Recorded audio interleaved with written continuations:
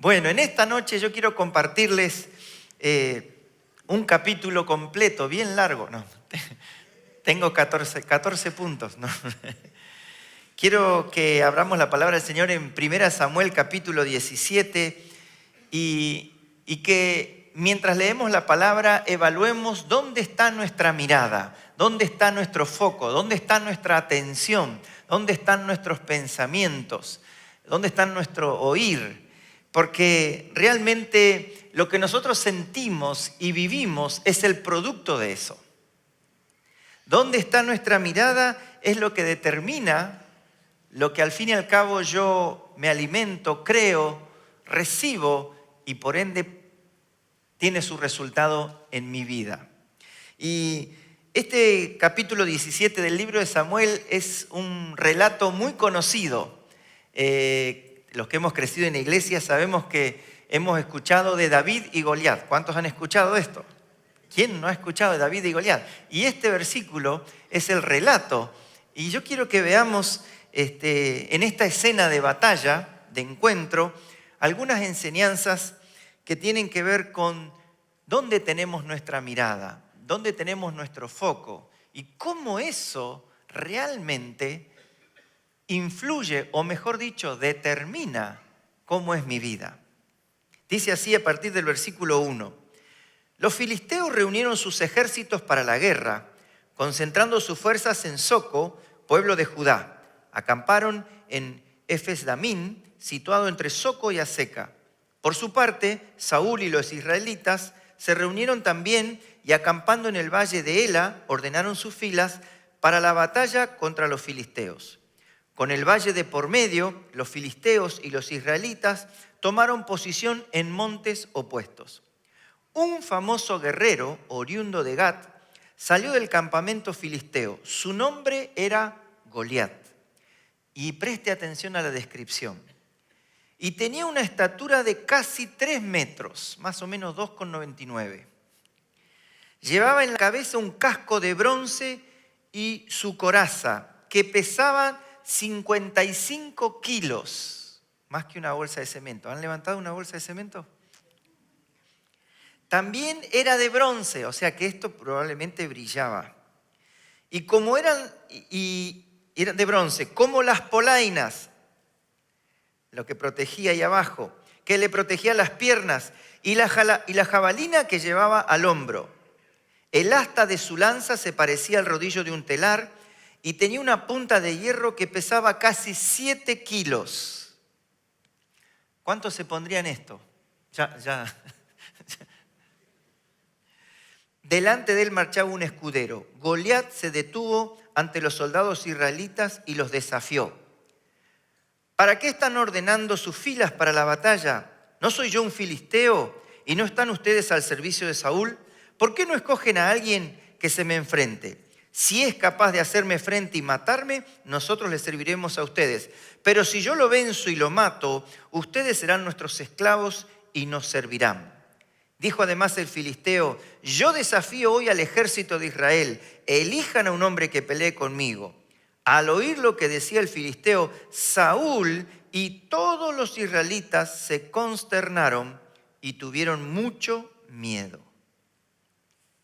Volviendo a lo que les mencioné recién, que nuestra vida es el resultado de donde tenemos nuestro foco, nuestra mirada, estaba pensando en que continuamente dentro de nuestra vida, nuestro caminar, vamos a enfrentar tormentas, dificultades, cosas imprevistas, pero indudablemente, personalmente, y esto es de cada uno, siempre hay un gigante que se nos para adelante y esto puede ser en la salud, en la economía, en las relaciones, en la familia, en el trabajo. Y cada uno de nosotros debe tener en mente ahora o algún gigante pasado que vamos a tener que enfrentar. Y esto es tan personal. ¿Y cuántos no han enfrentado algún gigante? A ver. Bueno, los que no levantaron la mano no se hagan problemas, ya les va a tocar. Hablo de que no es una circunstancia, sino algo que nos va a enfrentar. Y lo interesante es que el tamaño del gigante siempre va a depender de nuestra perspectiva. Repito, el tamaño del gigante ponele el nombre que sea porque esto es personal, va a depender de tu perspectiva.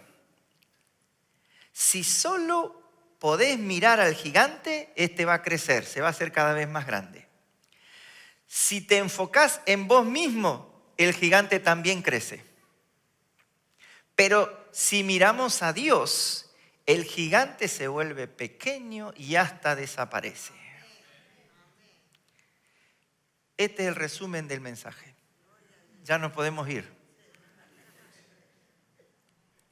Lo que sentimos y vivimos es el resultado de en quién pusimos nuestra mirada. David era hijo de Isaí, un efrateo, versículo 12, que vivía en Belén de Judá. En tiempos de Saúl, Isaí era ya de edad muy avanzada y tenía 8 hijos. Sus 3 hijos mayores habían marchado a la guerra con Saúl. El primogénito se llamaba Eliab, el segundo Aminadab, el tercero Sama. Estos 3 habían seguido a Saúl por ser los mayores. David, que era el menor, solía ir a donde estaba Saúl, pero regresaba a Belén para cuidar las ovejas de su padre. El filisteo salía mañana y tarde a desafiar a los israelitas y así lo estuvo haciendo durante 40 días. Primera enseñanza o aspecto que quiero resaltar. Nuestros enemigos, el gigante que se nos quiere cruzar, que se nos para al frente, son insistentes, presionan y desafían constantemente con el fin de lograr algo, intimidarnos. Si recuerdan cómo terminó el pasaje anterior, cuando él dijo todas estas cosas, Saúl y todos los israelitas se consternaron y tuvieron mucho miedo. Había que estar al frente de una persona que tenía una lanza apoyada acá, 3 metros, con bronce que brillaba y que te decía, denme uno para pelear. Oh. Eso era literal en ese tiempo, pero nosotros en este tiempo tenemos gigantes figurativos, muy personales. Y lo primero que encontramos, 40 días hablando esto. ¿Se imagina 40 días? Imagínese un día, a la mañana y la tarde, al otro día, a la mañana y a la tarde, al otro día, a la mañana y a la tarde, al otro día, a la mañana y a la tarde, al otro día, a la mañana y a la tarde. Llega un momento en que la intimidación, que es el propósito, parece que va a ser lo que nos domine. Esta es la estrategia de las tinieblas, ¿no? Para que en lugar de tener fe, tengamos miedo y así detenernos, congelarnos y finalmente derrotarnos. Yo sé que hoy Dios quiere ayudarnos a que nos despojemos de todo tipo de miedo, inseguridad e intimidación que tengamos. Tal vez la hemos traído y no nos hemos dado cuenta o la hemos calmado mientras cantábamos.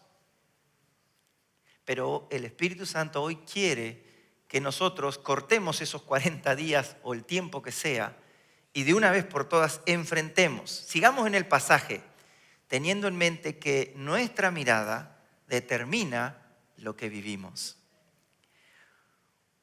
Un día Isaí le dijo a su hijo David, toma esta bolsa de trigo tostado y estos 10 panes y vete pronto al campamento para dárselo a tus hermanos. Lleva también estos 3 quesos para el jefe del batallón. Averigua cómo le va a tus hermanos y tráeme una prueba de que ellos están bien. Los encontrarás en el valle de Ela con Saúl y todos los soldados israelitas peleando contra los filisteos. David cumplió con las instrucciones de Isaí, se levantó muy de mañana. Y este es un detalle muy interesante, no lo vamos a tocar, pero dice, después de encargarle el rebaño a un pastor, no dejó las cosas así nomás, sino que tenía cuidado, tomó las provisiones y se puso en camino. Llegó al campamento en el momento en que los soldados, lanzando gritos de guerra, salían a tomar sus posiciones. Los israelitas y los filisteos se alinearon frente a frente. David, por su parte, dejó su carga al cuidado del encargado de las provisiones y corrió a las filas para saludar a sus hermanos. Mientras conversaban, Goliat, el gran guerrero filisteo de Gat, salió de entre las filas para repetir su desafío y David lo oyó. Cuando los israelitas vieron a Goliat, huyeron despavoridos. Volvemos a enfatizar en esta enseñanza. Con tantos días de intimidación, Israel ya estaba vencido antes de empezar la batalla. Y esto es lo que nos pasa muchas veces como cristianos. Parece que estamos vencidos antes de que empiece la lucha. Parece que hemos perdido el partido antes de que inicie y que entremos a la cancha. Porque el enemigo lo apabulló con miedo, con duda, con inseguridad. La derrota se da primero en el plano espiritual y luego en el plano natural. Fíjense que estos días, en uno de esos es que llegó David, esa constante intimidación lo que quiere es establecer en nosotros esto que nos paraliza: miedo, duda, intimidación. No, yo no puedo, yo no sé, yo no voy a poder. Déjenme decirles algo, porque a veces cuando uno predica un tema así o un mensaje así, parece que tenemos que hacerlo en nuestras fuerzas. Y yo quiero recalcar que justamente nuestra mirada en el Señor nos hace ver su fuerza, su poder, su gracia y no la nuestra. Que siempre que hablamos de poner la mirada en el Señor es porque nos hemos dado cuenta por fin que nosotros no podemos. Y que por fin queremos vivir la rendición de nuestros esfuerzos para vivir en la gracia que nos hace más fuertes que nunca, porque es su poder, es su fluir. Volviendo al pasaje, algunos decían: ven a ese hombre que sale a desafiar a Israel, a quien lo venza y lo mate, el rey lo colmará con riquezas. Además le dará a su hija como esposa y su familia quedará exenta de impuestos aquí en Israel. David preguntó a los que estaban con él: ¿qué dicen que le darán a quien mate a ese filisteo y salve así el honor de Israel? ¿Quién se cree ese filisteo pagano que se atreve a desafiar al ejército de los vivientes? Miren el detalle, un tercer aspecto para destacar. La opinión de David sobre el adversario, la opinión de David sobre ese gigante. Más o menos se dice que David tendría 17 años, más o menos. La opinión de David era consecuencia de dónde estaban puestos su mirada. David se centró en Dios y no en el tamaño del oponente. Y esto es clave para vencer cualquier gigante que se te esté cruzando, o que se te vaya a cruzar, o que estés enfrentando en este momento. Que tu mirada esté centrada en Dios y no en el tamaño del desafío gigante, prueba, lucha en la que te estás enfrentando. Tenemos tanta tendencia a mirar, voy a mencionar algunas cosas: la economía, el clima político, el clima social, el clima en sí, el aumento del gas, del combustible. Tenemos tanta tendencia. Me llamó mucho la atención cuando vine a vivir hace 16 años aquí a Buenos Aires, ese idioma tanguero, ¿no? En esta tarde gris, y uno escucha eso y dice, oh. Me acuerdo de escuchar el noticiero, dice: ¿cómo está el tráfico? ¿Vieron que lo dan? Está verde, verde, dice, pero por ahora, ¿eh? O sea, siempre hay un punto en que parece que tenemos la tendencia a mirar lo negativo. Tenemos la tendencia a mirar el tamaño del gigante que tenemos adelante. Pero no era así en el caso de David, que era jovencito, y esto es clave para enfrentar. Y le dijeron: al que lo mate, repitió, se le dará la recompensa anunciada. Eliab, el hermano mayor de David, lo oyó hablar con los hombres y se puso furioso con él. Le reclamó: ¿qué has venido a hacer aquí? ¿Con quién has dejado esas pocas ovejas en el desierto? Yo te conozco, eres un atrevido y malintencionado. ¿Cuántos tienen hermanos más chicos? ¿Cuántos son los mayores en la casa? A ver, levanten la mano. ¿Cuántos son los menores? Ahora, porque David es menor, levantan con ganas, ¿no? Bueno, los que tenemos hermanos sabemos, no sé por qué habrá pasado entre ellos, pero el mayor, yo sé cómo son, atrevidos. Y son atrevidos los más chicos, ¿vieron? Qué atrevidos que son. Y este era el cuarto, o sea, potenciado. Yo te conozco que eres un atrevido y malintencionado. Seguro que has venido a ver la batalla. Y David, ¿y ahora qué hice? Protestó David. Si apenas he abierto la boca, pregunté nomás.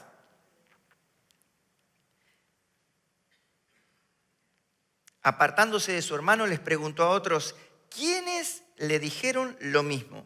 Algunos que oyeron lo que David había dicho, se lo contaron a Saúl y éste mandó a llamarlo.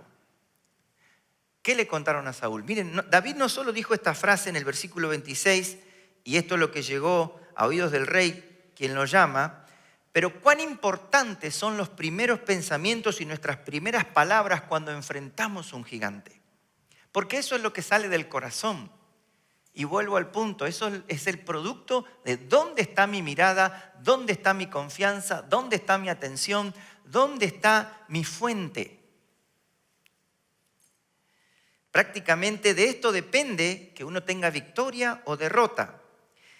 Miren, yo creo que David, porque el diálogo de David en los versículos dice, ¿qué se le va a dar al que venza a este incircunciso? O sea, él estaba enfocado en el premio, me da un poco de risa, ¿no? Solo que Goliat estaba en el medio, ¿no? Pero él estaba interesado en el premio. O sea, sabía que estaba Goliat en el medio, pero no era... Oh. Entonces David le dijo a Saúl, porque lo mandaron a buscar, versículo 32, nadie tiene por qué desanimarse a causa de este filisteo. Yo mismo iré a pelear con él. ¿Cómo vas a pelear tú contra este filisteo?, replicó Saúl. No eres más que un muchacho, mientras que él ha sido un guerrero toda la vida. ¿Era verdad lo que dijo Saúl? Sí, era verdad. Y muchas veces la verdad va a estar, entre comillas, en contra. O va a limitarnos. Y no es que uno tiene que correr lo que es real, porque vivimos en esta tierra, estamos parados en este planeta y nos afecta el clima, la economía y todo lo que existe. Pero volvamos al punto sobre quién está nuestra mirada. Observemos esta otra enseñanza o aspecto. La diferencia que había entre el enfoque de Saúl y David. David enfocado en Dios y Saúl enfocado en Goliat. David enfocado en el Dios de los ejércitos y Saúl, sin mentir, sin exagerar, mirando al gigante. ¿En dónde está tu mirada? ¿En dónde está mi mirada? Versículo 34. David le respondió, a mí me toca cuidar el rebaño de mi padre. Cuando un león o un oso viene y se lleva una oveja del rebaño, yo lo persigo y lo golpeo hasta que suelta la presa. Y si el animal me ataca, lo sigo golpeando hasta matarlo. Si este siervo de su majestad ha matado leones y osos, lo mismo puede hacer con este filisteo pagano. Y miren, porque está desafiando al ejército del Dios viviente, no porque él tenía experiencia, no porque él era fuerte. Mencionó cierta experiencia porque se lo veía muchacho, pero dijo, no por mí, porque ha desafiado al ejército del Dios viviente. El Señor que me libró de las garras del león y del oso, versículo 36, también me librará del poder de ese filisteo. Anda pues, dijo Saúl, y que el Señor te acompañe. ¿Cómo lo ven esas palabras? David tenía experiencia, autoridad, convicción, tenía certeza. Y la verdad que contra esa confianza, seguridad y certeza, no en él, en el Dios al cual miraba, en el Dios en el cual estaba enfocado, en el Dios en el cual creía, no hay gigante que se resista contra esa confianza, contra tu confianza en Dios, no en vos, no en mí. Luego Saúl vistió a David con su uniforme de campaña. Le entregó también un casco de bronce y le puso una coraza. David se ciñó la espada sobre la armadura, intentó caminar, pero no pudo porque no estaba acostumbrado. No puedo andar con todo esto, le dijo a Saúl. No estoy entrenado para ello. De modo que se quitó todo aquello, tomó su bastón, se fue al río a escoger 5 piedras lisas y las metió en su bolsa de pastor. Luego, honda en mano, se acercó al filisteo. La verdad que era ridículo, inverosímil. Un jovencito, 5 piedras, una honda. Han visto escenas, ¿no? Seguramente, películas, dibujitos. Y el otro era un gigante. Muchas veces Dios nos hace hacer cosas, o lo que nosotros hacemos es lo único que Dios necesita. Porque no es en sí la capacidad que tenemos, la habilidad que tengamos, los recursos que tengamos. En realidad, lo que hace fluir el poder de Dios es nuestra rendición y confianza en Él. Entonces, sean 5 piedras, sea una lanza, sea una espada, sea una flecha, sea lo que sea, es por Dios. Y se acercó al filisteo. El pobre rey Saúl lo miraba todo naturalmente. ¿Cómo fue que lo despidió? Y que el Señor te acompañe. Saúl miraba todo naturalmente. No estaba mintiendo. Podríamos llegar a decir, no era pesimista. Era real. Y este es un punto clave para nosotros como cristianos. Porque vivimos en un mundo real, pero el Espíritu Santo se mueve sobre eso real, de manera sobrenatural. Y a veces nosotros, por nuestra mirada, que no exagera, que no miente, que no se engaña, en lo natural, bajamos la mirada de quién es más grande que el gigante que yo tengo enfrente. Yo espero que el Espíritu Santo pueda hacer algo en nosotros, porque nos acostumbramos muy fácil a ver lo que es real y a con nuestras estrategias humanas tratar de manejar la vida. Y queremos ser responsables y está bien, está correcto, pero eso impide el obrar sobrenatural del Señor, que solo lo descubrimos cuando nuestra mirada, nuestra atención está en Él. De tal manera Saúl miraba lo natural que no entendía nada de lo sobrenatural de David, porque David le dijo, yo voy a pelear, yo voy, y no quiero nada de esto, unas piedritas, yo lo voy a enfrentar. El día de hoy justo estuve haciendo unos mensajitos con nuestros misioneros. Los Bussolini llevan 2 días en Italia, mandaron un videíto. Estaba hablando con Connie, que está en Polonia, los Aristimuño, que están en Arizona, los Páez, que están en Holanda. Miren los lugares que estamos, como iglesia, digan amén. Es interesante, servían el primer café en Italia en una taza que dice Avance Cristiano. Y el cafecito, que yo, qué gana de tomar un cafecito italiano. Humanamente eso es imposible. Pero charlaba con ellos de los gigantes que ellos se enfrentaron frente a una orden divina de ir. Ellos están mirando al Señor, si no, es una locura irse para donde se fueron. O estar en los lugares que ellos están. El rey Saúl no veía a Dios en todo esto. Lo mismo nos pasa a los cristianos cuando vivimos por vista y no por fe. Fe que viene del oír la palabra de Dios. No positivismo, anhelos humanos, deseos propios. Fe que viene del oír la palabra de Dios. Pero si vivimos por vista, por lo humano, ya limitamos. Ya limitamos. Porque empezamos a buscar armas naturales en lugar de buscar nuestras armas sobrenaturales. Sobrenaturales. Las armas con las que luchamos no son de este mundo, sino que tienen el poder de Dios para destruir las fortalezas del enemigo. Con nuestras armas también destruimos los argumentos de los que están en nuestra contra. 2 Corintios 10:4.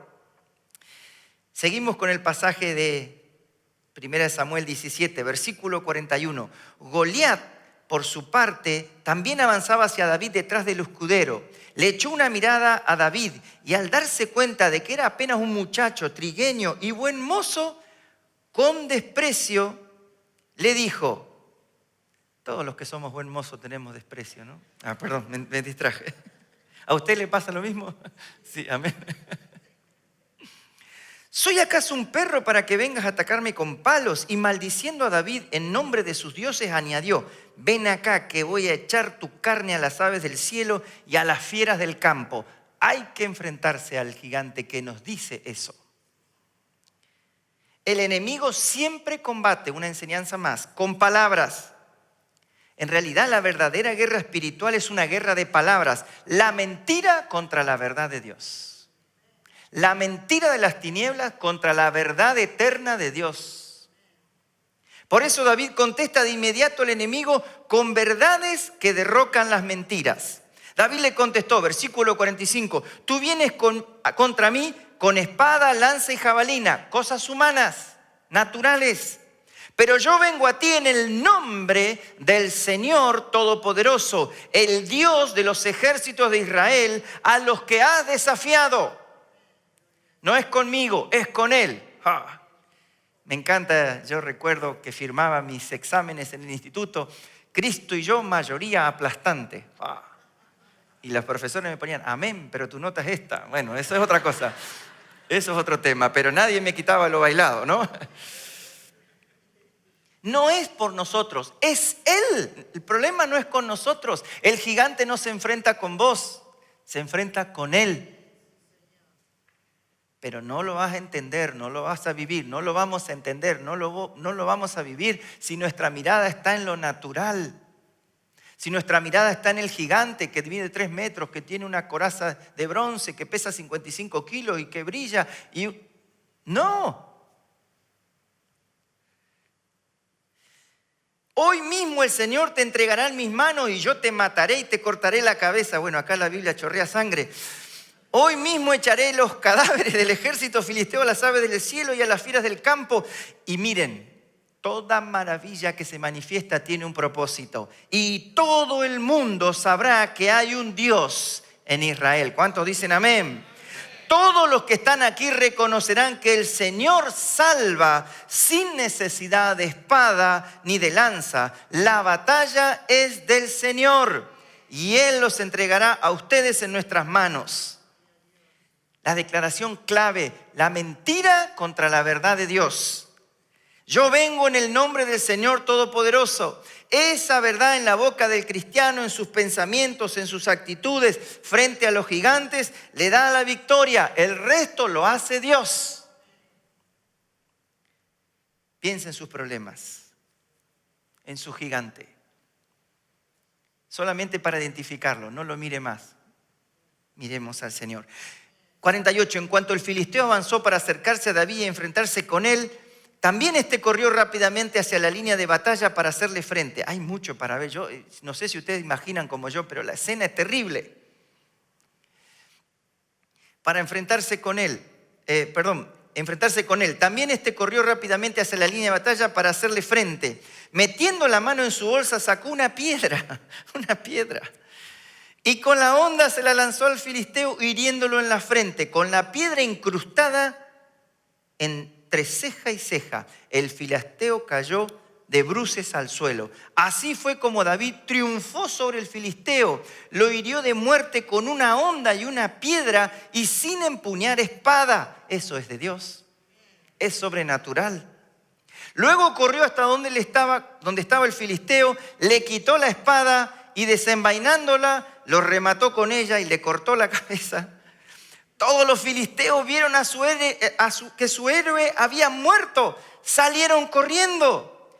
Versículo 52. Entonces los soldados de Israel y de Judá, dando gritos de guerra, se lanzaron contra ellos y los persiguieron hasta la entrada de Gat y hasta las puertas de Ecrón. Todo el camino desde Saharayim hasta Gat y Ecrón quedó regado de los cadáveres de los filisteos. Cuando los israelitas dejaron de perseguir a los filisteos, regresaron para saquear el campamento. Miren qué victoria. En nuestro contexto es medio sanguinario el asunto, pero qué tremenda victoria. Última enseñanza. La victoria de David por tener su mirada de esta sola persona le devolvió la fe y el coraje a todo el pueblo que estaba en temor, intimidado, con miedo. Y le devolvió el coraje que persiguieron a sus enemigos, los destruyeron. Una sola persona le devolvió la fe y el ánimo a toda una nación. Eso es lo que Dios quiere hacer con nosotros, en nuestra familia, en nuestro trabajo, en nuestra situación.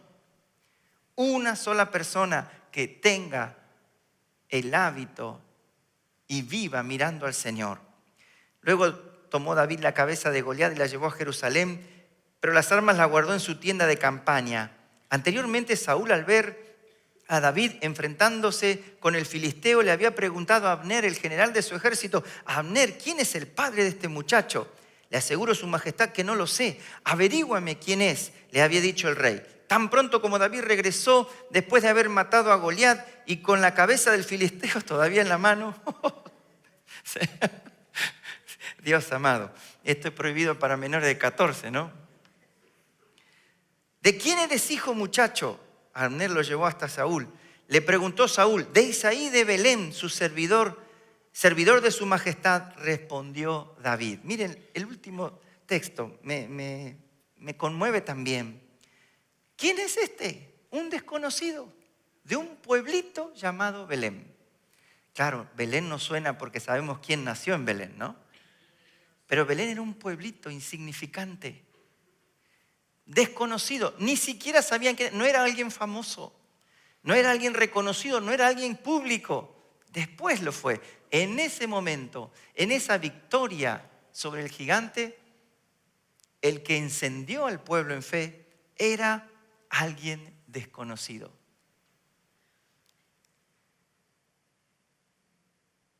Para concluir, bueno, no busques gigantes. En el camino de tu obediencia se te van a presentar. Pero cuando llegue el momento de enfrentarlos, vas a sentir y vivir el resultado de tu mirada. El resultado de dónde pones tus ojos, tus oídos, tu pensamiento. ¿Lo natural o en el que es sobrenatural? ¿Cuánto conoces al Señor Todopoderoso? Es clave. Frente a Él, frente a su grandeza, los gigantes se ven insignificantes. El problema es que conocemos más los problemas porque nuestra mirada está más en los problemas, en la tierra, y no conocemos al Dios, que es infinitamente más grande que los problemas. ¿Cómo conocemos a Dios? Cada mensaje aquí, el jueves pasado, Pablo haciendo énfasis en leer la palabra, en buscar conocer a Dios por su palabra. Cada mensaje del domingo nos lleva a depender del Señor. Cada palabra que Dios nos habla en este lugar nos lleva a que nos encontremos con Él. A que nuestra mirada se levante de esta tierra, de lo real, de lo difícil, y miremos al Dios que va por arriba de esa realidad. ¿Cuánto conoces a Dios?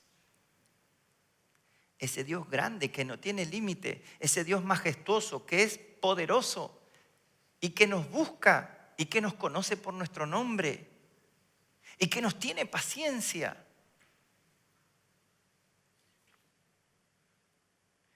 Frente a Él se vuelven insignificantes los gigantes. Son pequeños ante su grandeza. Te invito a ponerte de pie y por un instante cerrá tus ojos.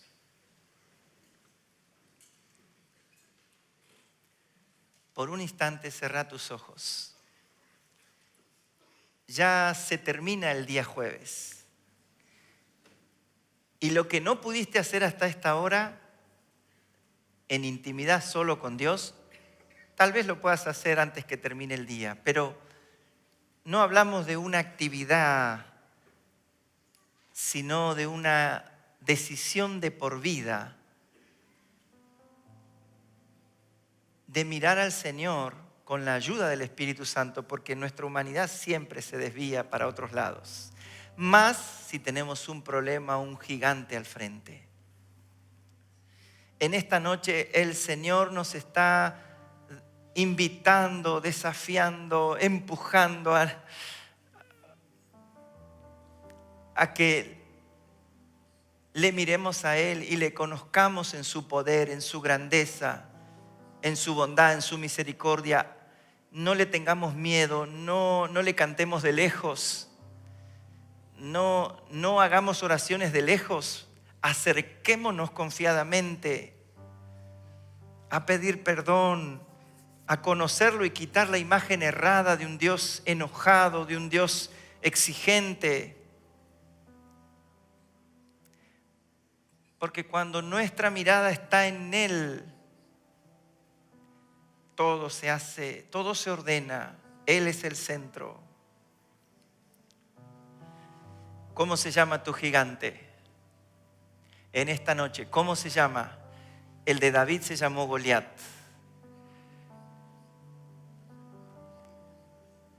Pero David lo veía simplemente como un obstáculo para recibir el premio de lo que el rey había ofrecido.